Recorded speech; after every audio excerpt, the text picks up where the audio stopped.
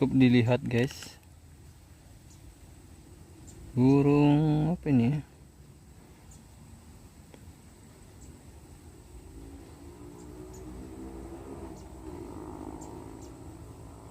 Sepi ya, sepi.